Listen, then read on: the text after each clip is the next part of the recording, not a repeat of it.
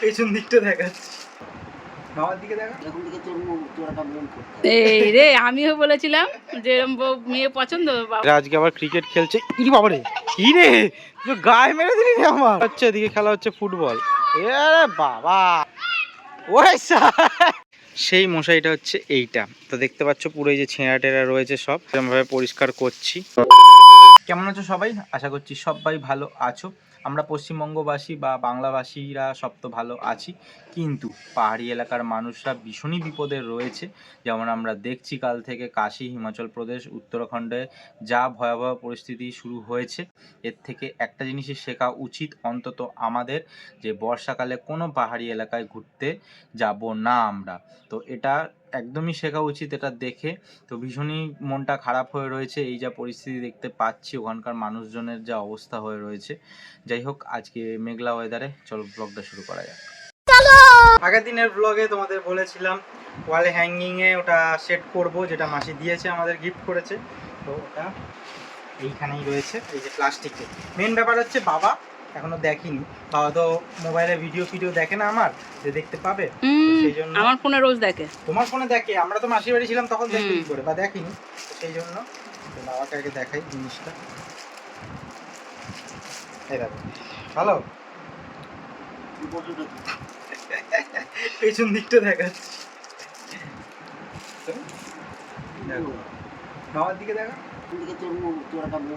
এই রে আমিও বলেছিলাম যে এরকম মেয়ে পছন্দ, বাবা বলছে কথা সেম কথা মা বলেছে, সেম কথা। দেখে কেমন লাগছে এটা জানিও। জিনিসটা সেটিং করবো, আমি ভাবছি যে না না এখানে ভালো লাগবে না, এই ঘরে করি তো, এই সব জায়গায় কোনো জায়গায় না না এখানে গিনজিবি হয়ে গেছে। ওই ঘরে নেই, ওই ঘরে নিয়ে যা, ওই ঘরে ঠিক লাগবে।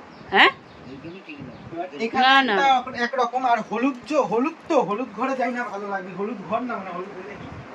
এখানেই ভালো লাগছে। এই তো দেখো এখানেই ভালো লাগছে, ফাঁকা ঘর না, ওখানে গিনজিবি। হ্যাঁ এখানেই ভালো লাগছে। হলুদের সঙ্গে হলুদ মিশে গেছে না না লাল রয়েছে না।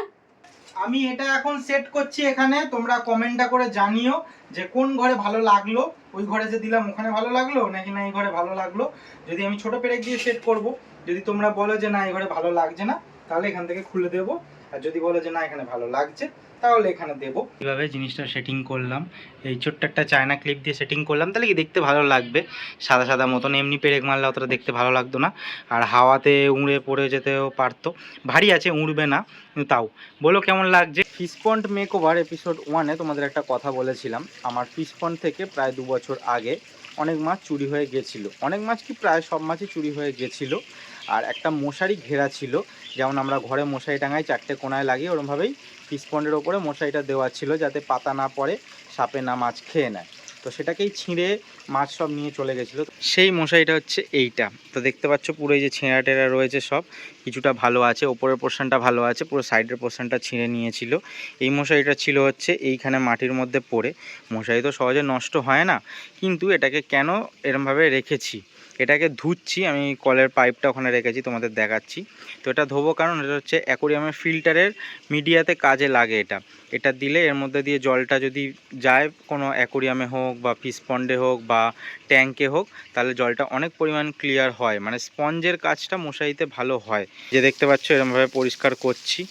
তো এটাকে পরিষ্কার করে রেখে দেবো এই সোলার বাক্সতে। আরেকটা কথা, আমাকে একজন কমেন্ট করে জানিয়েছিলে যে একটা থার্মোকল আর গ্লাস দিয়ে একটা সেট বানাতে। দেখো ওটা এখন এই মুহূর্তে হবে না, তার কারণ হচ্ছে আমি আঠাশ দিয়ে যে থার্মোকলের মধ্যে গ্লাসটাকে সেট আপ করবো, তার জন্য গান লাগবে। শুধু যে 35 টাকায় যে গ্লু পাওয়া যায় ওই গ্লুতে হবে না, অ্যাকোরিয়ামের আটা কিনে আনতে হবে। আর ওইটুকুনির জন্য আমাকে পুরো 1 বোতল আটা কিনতে হবে, আর পুরোটা নষ্ট হবে। তো সব দিকটা ভেবে করতে হবে।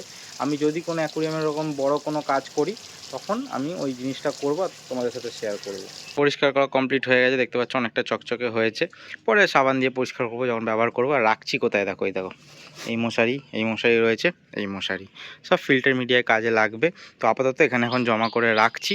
এখন খাওয়া দাওয়া করব, কিন্তু আজব ব্যাপারটা হলো আমি এখনও খাওয়া দাওয়া শুরু করিনি।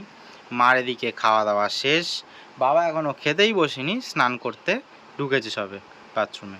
তো মা কেন এরকম হচ্ছে? 3 জন 3 মতে হবে। আমি ভাত বেড়ে দিলাম ছেলের, আমার ওর ফোনটাই তোমাদেরকে ভিডিও দেখাবে, তার এডিট না কি করতেই আছে। ভাত ঠান্ডা হয়ে গেল। করেছো বলো? কচুরলতিটা দিয়েছি, ওটা গরম গরম ভাতে খায়, তো কচুরলতি করেছে আমার ফেভারিট। আর গলা চুলকোবে না তো? আমার তো খাওয়া হয়ে গেল। কিছু হয়নি তো? ঠিক আছে। আর আর এই যে মোরলা মাছ করেছি বেগুন আলু দিয়ে। আচ্ছা, আর এই যে মোরলা মুসুরের মাছ। ডাল। আচ্ছা, মুসুরের ডাল, লেবু কেটেছি। আচ্ছা আর চাটনি। আচ্ছা, আর কিছু করিনি। আর কিছু কারণ না? কচুরলতি হলেই আর কি চাই? আর কি চাই তুই বল। 3-4 রকমের হয়েছে আবার কি। ঠিক আছে, খাওয়া দাওয়া শেষ। এইবার তোমাদের দুটো সুন্দর জিনিস দেখাবো, হ্যাঁ, গাছের সম্বন্ধে। বাইরে যেসব গাছ বসাই সেইগুলো, তো চলো দেখাচ্ছি। কিছুদিন আগের ব্লগেই তোমরা দেখেছিলে আমার ফিশ পন্ডের পাশে বা সাইডে যে লাল লাল গাছগুলো ছিল সেই গাছগুলোকে কেটে এই রাস্তার ধারে সব বসিয়েছিলাম। এত বৃষ্টি হচ্ছে যে সব গাছ একদম ধরে নিয়েছে। জানি না কতটা তোমরা বুঝতে পারছো, কারণ একদম মানে মাটির লেভেলে সব গাছগুলো রয়েছে, অতটা বোঝা যাচ্ছে না, হালকা হালকা বোঝা যাচ্ছে, কিন্তু সব ধরে গেছে। যদি কেউ চুরি না করে নিয়ে চলে যায় থাকবে বেশ ভালো। আর এই অসত্য গাছটাও যে কদিন আগে বসালাম আমি আর বাবাইদা মিলে, তো এটাতেও দেখো কত পরিমাণ পাতা বেরোচ্ছে। যা বৃষ্টি হচ্ছে কদিন ধরে, এটাই স্বাভাবিক ব্যাপার। আর অসত্য গাছ তো তাড়াতাড়ি খুব ধরে নেয়। তো বলো কেমন লাগছে? বেশ খুশি লাগছে। সাইডেই একটা অসত্য গাছ রয়েছে, আবার এটাও সুন্দরভাবে ধরে নিয়েছে। এই গাছ দুটো যদি বড় হয়ে যায় আমাদের মাঠে ছাওয়াই ছাওয়া হয়ে যাবে। তো চলো, এরা আজকে আবার ক্রিকেট খেলছে। ই বাবারে, কি রে, গায়ে মেরে দিলি রে আমার। ওরে বাপ রে বাপ, ওটা আবার কি সামনে এরকম ভাবে কেউ দেয় না এরকম ভাবে? তার ছোট ইটগুলো নিচে দেয় কখনো? ছোট ইটগুলো ওপরে দে, বড় ইট নিচে দে। তোমার গায়ে মারছিস আমার? ও আউট, যা। এদিকে ক্রিকেট খেলা হচ্ছে, এদিকে খেলা হচ্ছে ফুটবল। এ বাবা, ওই দেখি আবার আরেকবার সেলিব্রেশনটা দেখি, আরেকবার সেলিব্রেশনটা দেখি। ওই হ্যাঁ, কি ভিডিও করবো তোদের? সব রকমের খেলা হচ্ছে, এদিকে ফুটবল, ওদিকে ফুটবল, ওদিকে মধ্যখানে ক্রিকেট, ওপরে ঘুড়ি ওড়ানো। আবার আবার জেঙ্গা, তোরা একটা সেলিব্রেশন দেখি।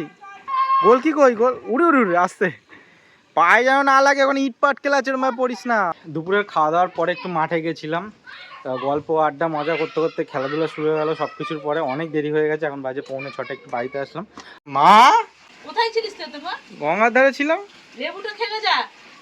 বাবা দাদা ছিল, গল্প করছিলাম তাই। বাবা দাদা ছিল, গল্প করছিল। বাবা দা শুটিং করতে যায়নি আজকে? না। তাহলে ফুল কি হবে না তাহলে? এখন আসলাম কেন, তার কারণ হচ্ছে এই যে দেখতে পাচ্ছ লেবু রাখা রয়েছে। এখন আর লেবুটা মা খাচ্ছি না, ছেড়ে দাও। না না, এখন আর লেবুটা খাবো না। না না না, এখন আর লেবুটা খাবো না। একটু ফ্রেশ হয়ে নিই, তারপর আবার যাবো মাঠে। তো আজকের জন্য টাটা বলছি। সবাই ভালো থেকো, সুস্থ থেকো, সাবধানে থেকো। আজকের ব্লগটা একটু ছোটো হলো। টাটা।